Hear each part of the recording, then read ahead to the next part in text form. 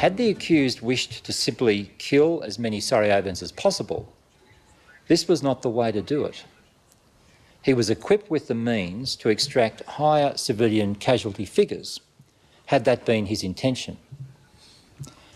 The city was ringed with hills which contained hundreds of mortars, tanks, howitzers, rockets and other artillery.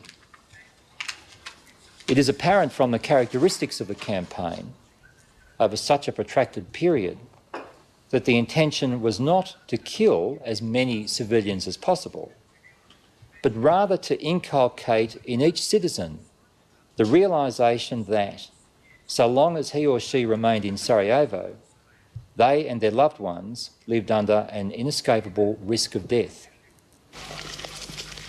Za kampanju artiljerijskog i snajperskog terora nad Sarajevom tužilaštvo tribunala je optužilo vrhovne političke i vojne vođe bosanskih Srba, predsjednika Republike Srpske Radovana Karadžića i komandanta glavnog štaba Vojske Republike Srpske Ratka Mladića. Oni se terete da su planirali i naredili napade na civilno stanovništvo.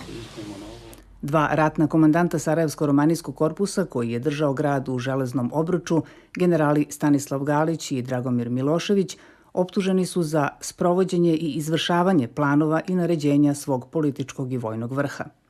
Konačno, tadašnji predsjednik Savezne Republike Jugoslavije Slobodan Milošević i načelnik Generalštaba Vojske Jugoslavije general Momčilo Perišić optuženi su da su logističkom, kadrovskom i drugom podrškom snagama koje su držale grad u Obruču pomogli i podržali kampanju terora nad Sarajevom. Out on the streets, his UN protection force was actually doing some protecting. A slow-moving armoured personnel carrier sheltering people against sniper fire. This was probably the first occasion where, in the history of warfare, where the weapons of mass destruction were used at the same time that we had instruments of mass communication to show the effects of this day by day in the living rooms of Europe and far beyond Europe. There isn't a time or a place where the citizens of Sarajevo can feel safe. The shooting and the siege continue just as they have done for the past 5 months.